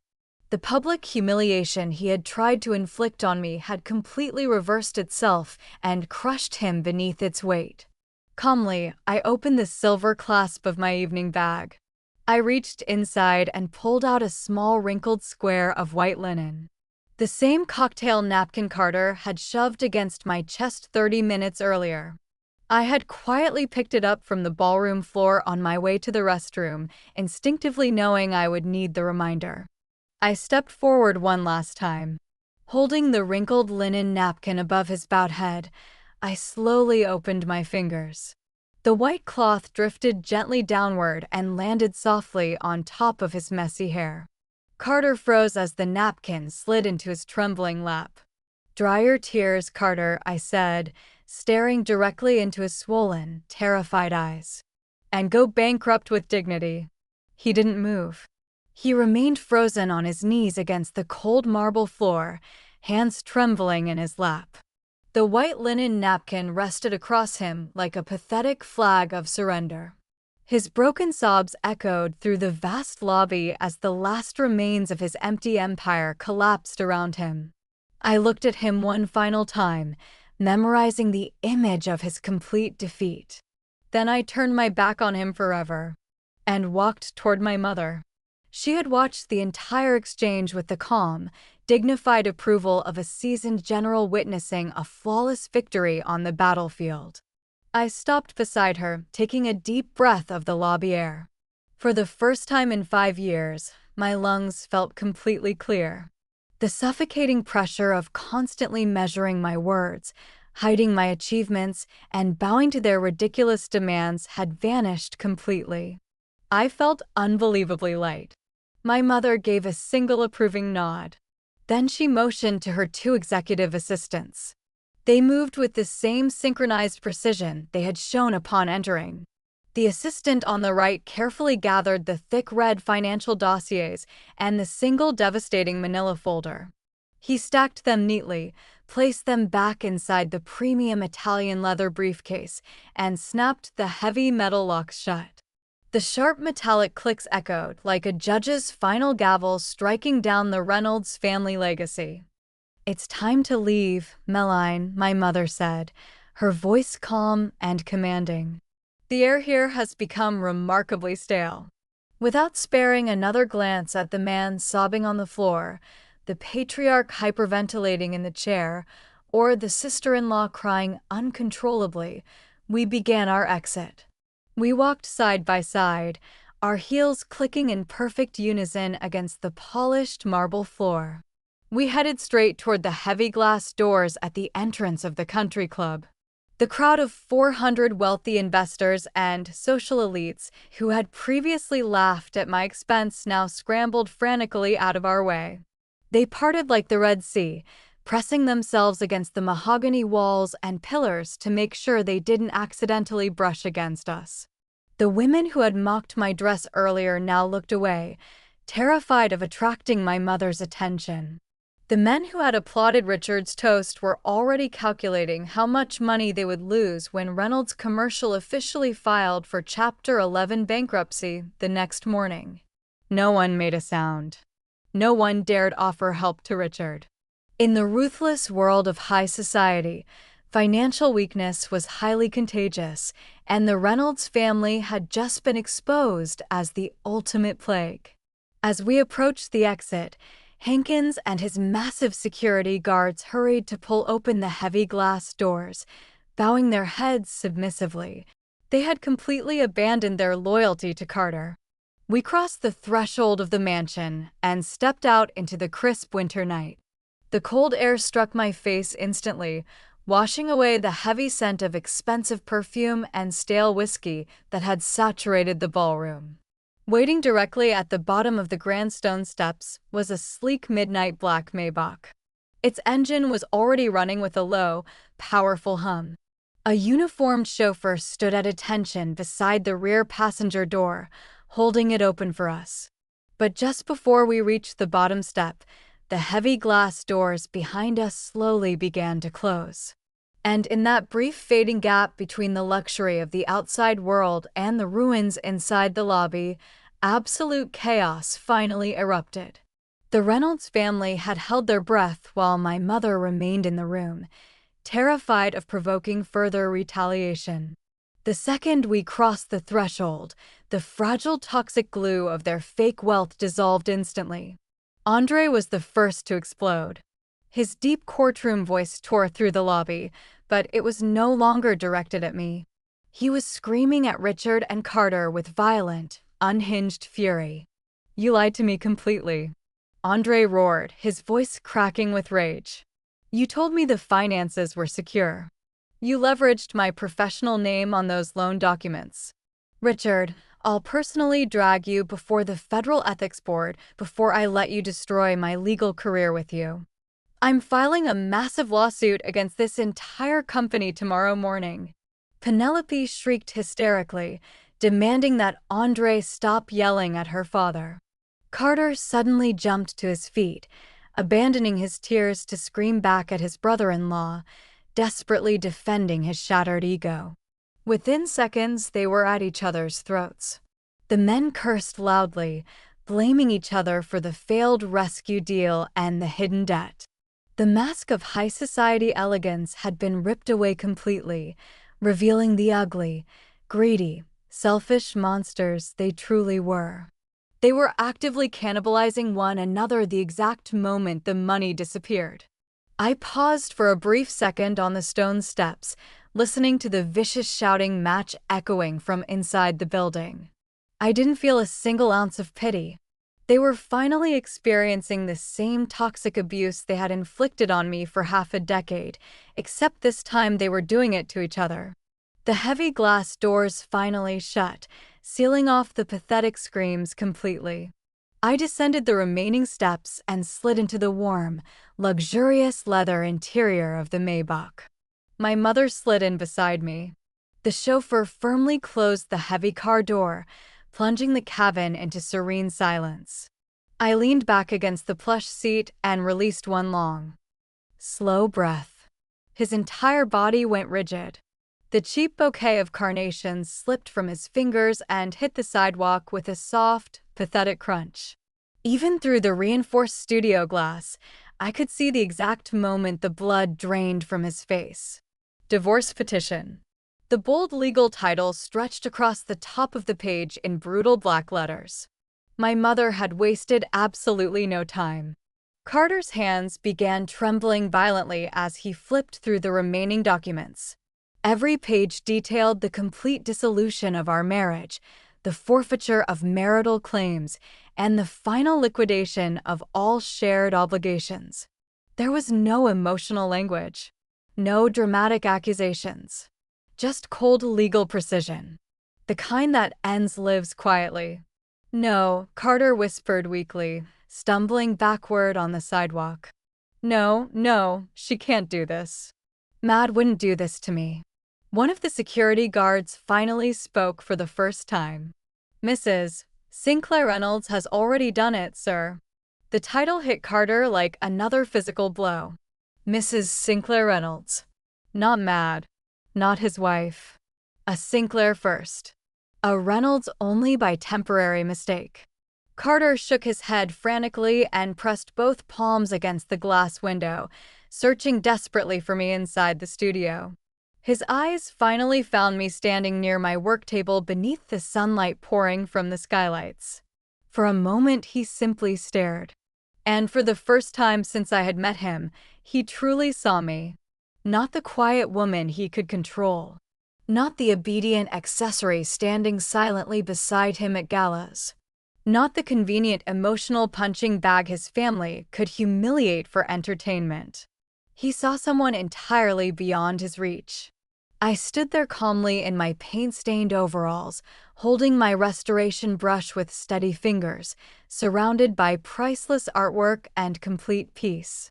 I looked happier than I ever had in his penthouse.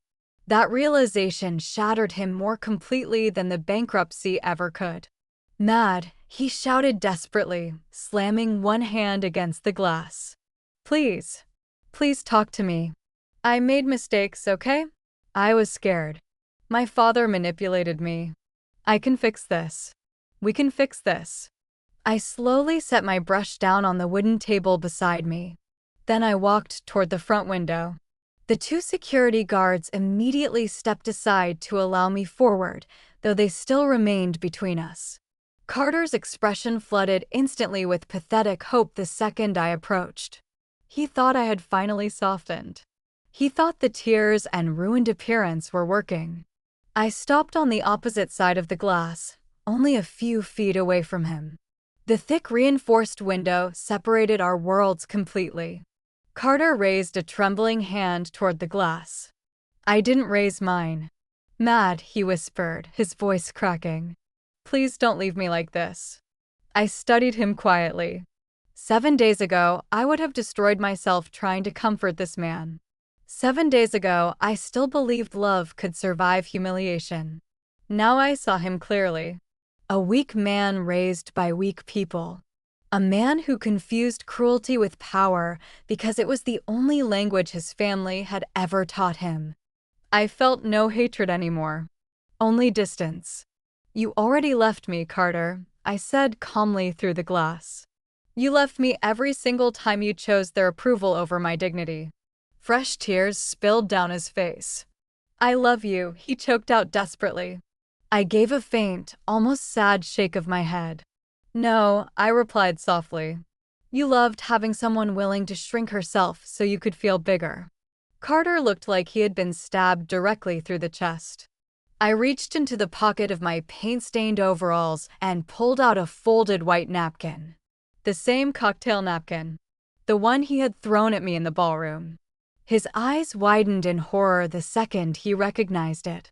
Without breaking eye contact, I calmly placed the napkin against the inside of the glass between us.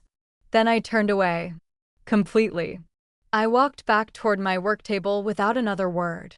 Behind me, Carter began pounding weakly against the window, his muffled voice cracking into desperate sobs. The security guards moved immediately, stepping forward and forcing him away from the entrance. I didn't watch. I picked up my restoration brush again and returned my attention to the damaged 19th century portrait resting beneath the afternoon sunlight. Some things can be restored with patience, care, and honesty. Others are too broken to save. But Andre was finished pretending to be a loyal husband. The second the Reynolds fortune collapsed, so did his performance. According to the report my mother's legal team forwarded to me later that week, Penelope called him 37 times in a single night after he left the house. Andre answered only once. And the conversation lasted less than 2 minutes. "You married me because you thought my family was rich," Andre reportedly told her coldly. "Now they're bankrupt, under federal investigation, and radioactive to every major law firm in the state. I'm not syncing with them." Then he hung up. 3 days later, Penelope was officially served with divorce papers of her own. Andre moved fast. Terrifyingly fast.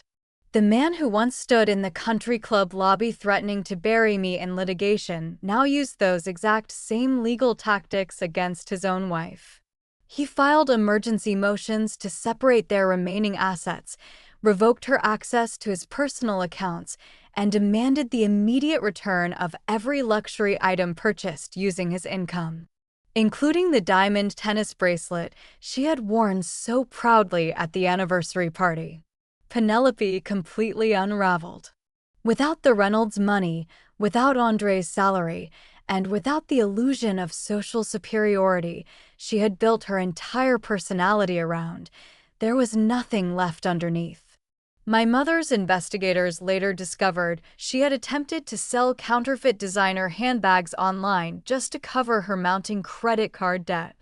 The same woman who once mocked my clothes at family dinners was now pawning imitation luxury accessories through anonymous resale websites. Poetic.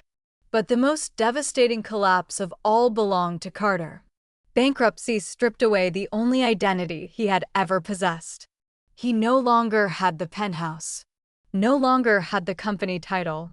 No longer had invitations to elite galas. No longer had employees forced to laugh at his jokes or assistants terrified of displeasing him. And without those things, Carter Reynolds became painfully ordinary. He spent the first few weeks after the divorce spiraling publicly through the city like a ghost. People recognized him everywhere, not as a powerful executive, as a cautionary tale. The whispers followed him through restaurants, hotel lobbies, and downtown sidewalks. That's him. The guy whose wife destroyed the Reynolds empire. The idiot who humiliated a Sinclair in public. The story had spread far beyond the city by then. Financial blogs covered the bankruptcy. Corporate gossip pages dissected the anniversary party. Someone had even leaked security footage from the country club lobby. The internet devoured it. There were edited clips of Richard collapsing into the velvet chair. Clips of Penelope crying on the marble floor. Clips of Carter dropping to his knees. But the video that went viral everywhere was only 7 seconds long.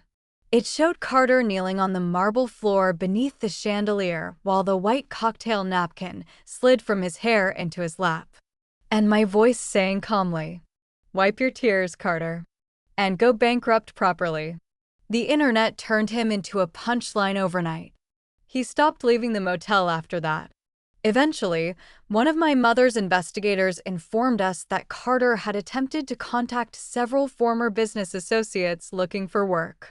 None of them would hire him, not because he lacked experience, because nobody trusted him. A man willing to publicly humiliate his own wife for financial approval would betray anyone.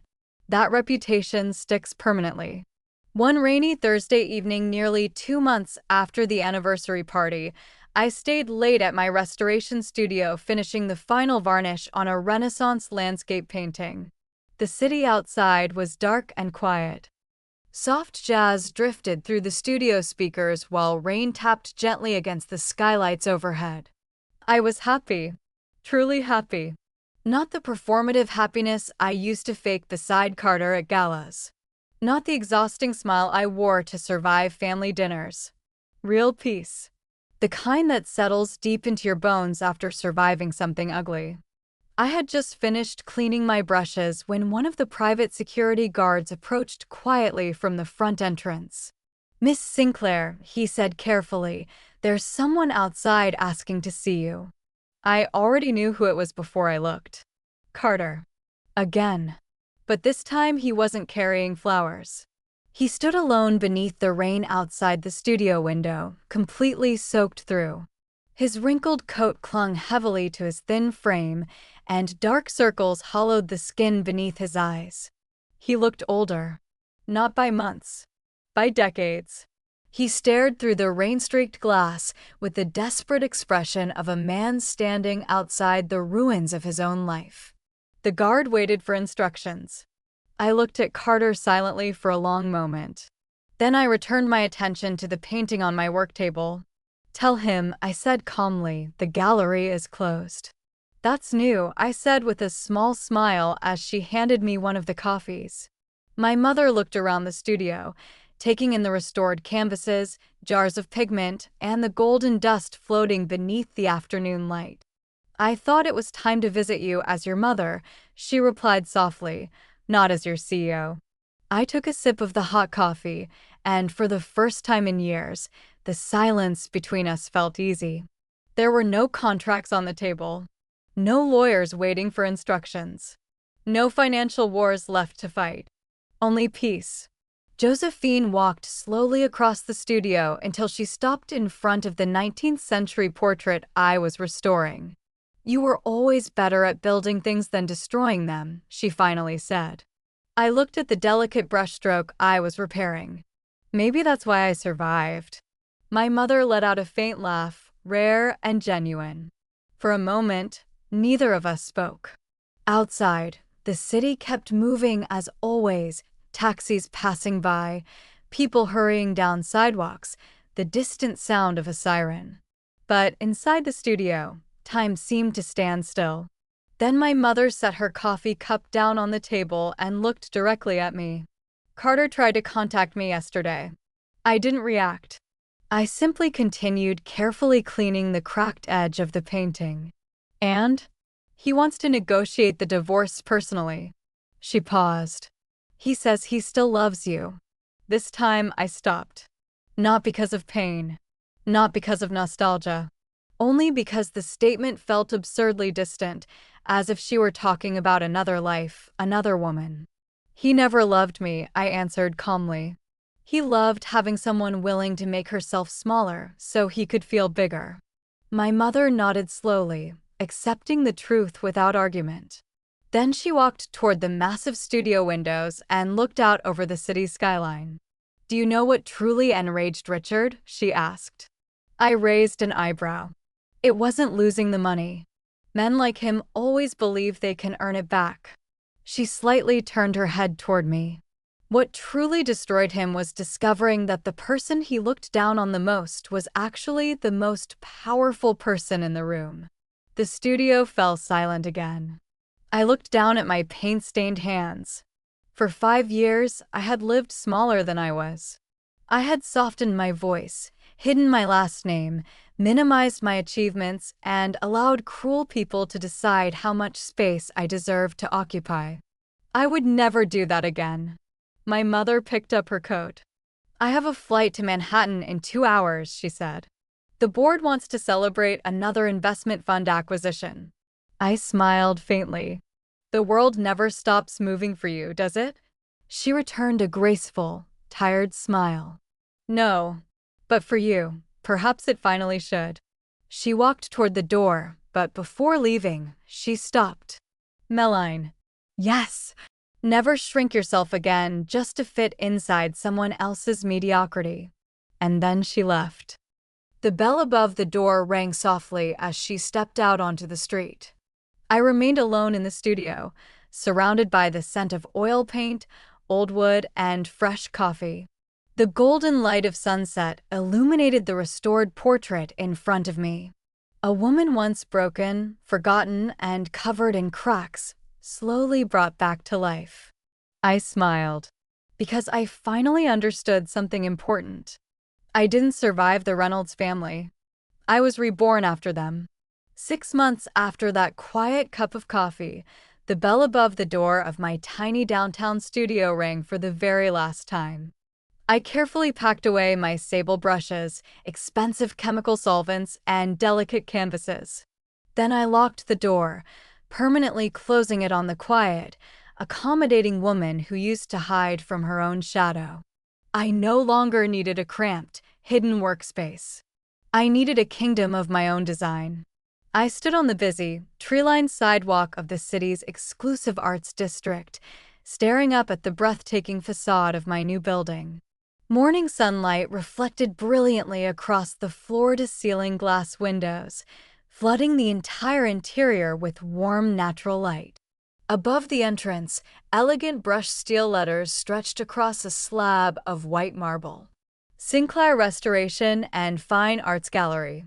My name, not hidden, not shortened, not softened to make insecure people comfortable. Mine. Inside, the gallery was stunning. The main exhibition hall featured soaring cathedral ceilings, polished oak floors, and museum-grade lighting that illuminated every painting with breathtaking precision. One wing was dedicated entirely to fine art restoration. Another displayed contemporary works created by young unknown artists whose talent deserved to be seen instead of ignored by elitist gatekeepers. And in the very center of the building stood my own private studio. Open, visible, unapologetic. A soft voice behind me interrupted my thoughts.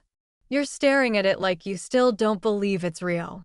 I turned and saw my mother stepping out of a black town car, dressed in an immaculate charcoal coat with dark sunglasses resting lightly in her hand. I smiled. Maybe part of me still doesn't. Josephine walked up beside me and studied the building quietly. "You built this yourself," she said. "I only funded it." I laughed softly. That sounds like something a billionaire says after wiring 8 figures into a project. It's still true. She glanced toward the massive front windows where employees were preparing for tonight's grand opening gala. "You created something none of the Reynolds family ever could, My mother continued calmly. A legacy that isn't built on intimidation, fraud, or status. I looked through the glass doors at the gallery inside. Artists moved carefully between sculptures and framed canvases. Restoration specialists adjusted lighting around a Renaissance portrait. A young assistant nervously carried fresh flowers toward the reception desk. Life, purpose, creation, not destruction. You know, I said quietly, for a long time I thought strength meant becoming colder than the people who hurt you. My mother raised an eyebrow. And now? I looked back at the gallery bearing my name. Now I think real power is building a beautiful life after they tried to convince you that you deserved nothing. For once, my mother had no sharp response. No corporate wisdom. No tactical advice. Only pride. A black SUV pulled smoothly to the curb across the street.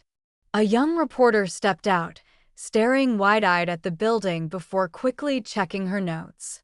The grand opening was about to begin. News of the mysterious Sinclair heir who had destroyed the Reynolds empire had spread through Manhattan financial circles like wildfire over the last few months.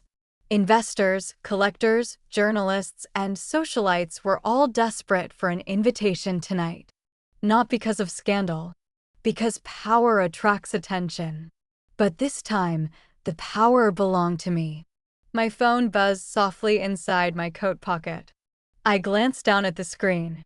Unknown number. For a second, I simply stared at it. Then I smiled faintly and pressed decline without hesitation. My mother noticed. Carter? Probably. And how does that make you feel? I slipped the phone back into my pocket. Nothing. And for the first time, that answer was completely true. The massive gallery doors opened as staff prepared for the first guests to arrive. Warm golden light spilled onto the sidewalk like a stage curtain rising before a performance. My mother offered me her arm. Ready, Miss Sinclair? I looked up at my name shining across the marble facade. Then I took a slow breath and stepped forward. More than ever. It was a 5,000-square-foot architectural masterpiece. The space featured beautiful exposed brick walls, polished concrete floors, and towering industrial ceilings crossed with sleek modern lighting tracks. It was not a damp, windowless basement in a luxury high-rise where I was forced to quietly scrub dirty canvases out of sight. It was the premier fine art gallery and restoration laboratory in the entire state. And it belonged completely to me. I pushed open the heavy glass doors and stepped inside, the confident rhythmic click of my designer heels echoing through the expansive, pristine space. The front half of the building was a breathtaking high-end fine arts gallery. Carefully curated pieces hung across immaculate white partition walls, perfectly illuminated and ready for the grand opening gala scheduled later that evening. But the true heart of the massive building waited in the back. Behind a seamless wall of soundproof UV-protected glass stood my new restoration laboratory. It was a state-of-the-art facility equipped with custom ventilation hoods, microscopic analysis stations, and massive adjustable drafting tables built from solid oak. It was a professional space designed strictly for a master of the craft, not for a submissive wife playing with a little hobby in a basement. I walked toward the main reception counter, running my hand across the smooth, cold surface of imported white marble. I had not asked my mother for a single act of charity to build this enormous dream. The startup capital came directly from my own carefully accumulated savings, heavily reinforced by the $80,000 penthouse security deposit her ruthless legal team had successfully recovered from Carter during the fast-tracked divorce proceedings. But securing a commercial lease and funding renovations of this magnitude required serious high-level financial backing. So I did exactly what any confident and intelligent business owner would do. I marched directly into the towering glass headquarters of Sinclair Holdings. I sat across the massive mahogany boardroom table from the billionaire CEO and formally presented my complete business proposal. My mother did not give me a gift. She gave me a highly structured commercial loan with a strict repayment schedule and a fiercely competitive interest rate. She treated me like a serious corporate investment. And I proudly signed the thick stack of contracts with my own pen. It was the ultimate sign of mutual respect between two powerful women. I was finally playing in her elite financial league, but I was doing it entirely by my own rules. I walked toward the front of the gallery and turned to face the enormous front windows from the inside. Blazoned across the thick, flawless glass in elegant, understated gold lettering was the name of the new business: Sinclair Restoration and Fine Arts. Seeing my real name shining brightly beneath the morning sun sent a powerful electric feeling through my spine. For 5 agonizing years, I had erased myself completely.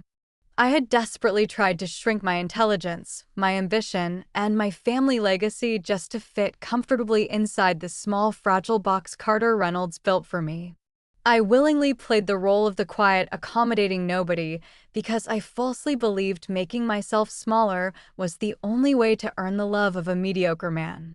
I allowed a family of arrogant, overleveraged frauds to treat me like disposable garbage because I was too terrified to wield my own immense power. But that frightened, submissive woman no longer existed. She had been burned away completely in the fires of the country club lobby. I straightened the flawless fabric of my tailored emerald green blazer. Today I was not wearing faded overalls. I was impeccably dressed, moving with the same unshakable predatory posture my mother possessed. I was no longer hiding in the shadows of a fake high society empire. I was standing firmly at the dazzling center of my own very real and highly profitable reality. I was a master art restorer. I was a fiercely independent business owner. I was Meline Sinclair. And I finally understood the undeniable value of my own name. I inhaled the fresh gallery air deeply, letting that certainty settle into my bones. Then I looked away from the golden letters on the window. Because now I'm not looking at my own reflection anymore. I'm looking directly at you. Yes, you, the person listening to this story right now. You walked beside me through the dark basement, the suffocating country club lobby, and the glorious burning collapse of the Reynolds empire. And I know exactly why you stayed to hear every word. Because parts of my story are your story too. You know exactly what it feels like to stand trapped in that lobby. We are taught from a very young age that love requires compromise. We are told that keeping the peace is a virtue. But somewhere along the way, toxic people twist that beautiful idea into something incredibly dangerous. They convince us that compromise means complete self-erasure. I spent 5 entire years deliberately making myself smaller so my husband and his family could feel larger. I silenced my intelligence because my success threatened their fragile, undeserved egos. I hid my last name, my wealth, and my authority because I desperately believed being ordinary would make me worthy of uncomplicated love. I folded myself into a tiny, suffocating box and handed them the key. I genuinely believed my quiet obedience would eventually earn respect and affection. But here is the terrifying truth about toxic people. They do not appreciate your sacrifices. They exploit them. When you make yourself smaller to accommodate their insecurities, they do not see an act of love. They see weakness. They see a boundary they can violate without consequences. They see a permanent target. The Reynolds family never hated me because they believed I was poor or because I cleaned canvases in a basement. They hated me because my existence, even silenced, reminded them of everything they lacked. They were hollow people built entirely on bad debt and fake country club arrogance. They desperately needed a scapegoat to carry the crushing weight of their own failures. Do not make the same mistake I made. Stop dimming your light just to make other people comfortable in their own miserable darkness. Never apologize for the space you occupy. You are not born to become a silent background character in someone else's pathetic fantasy of greatness. You have a voice. You have value. And you have every right to exist fully and unapologetically. If they demand you shrink, Do not move even an inch. Stand taller. Square your shoulders. Look them directly in the eye and introduce them to the giant standing behind you. Maybe that giant is your fiercely protective mother arriving in a tailored suit. Maybe it is your chosen family. Or maybe, most importantly, it is the unstoppable version of yourself you have been terrified to unleash. Now it is your turn to reclaim your power. I want to hear your stories. Go to the comments and tell me about the exact moment you finally stopped shrinking yourself for other people. Tell me about the toxic family members you cut off, the boundaries you defended, the life you are building from scratch. Share your victories, no matter how small they seem, because your survival story may become the blueprint someone else needs to finally escape their own toxic cage. We are building a massive, unstoppable community of survivors here. A network of unapologetic independent people who refuse to be intimidated by fragile narcissists ever again. Before you leave this video to go conquer your own world, make sure you subscribe and turn on notifications so you never miss another story of satisfying justice and reclaimed freedom. We are only getting started. And I promise you this. The greatest revenge will always be a beautiful life lived entirely on your own terms. Thank you for walking this journey with me. Stay fierce, stay unapologetic, and never, ever forget who you are.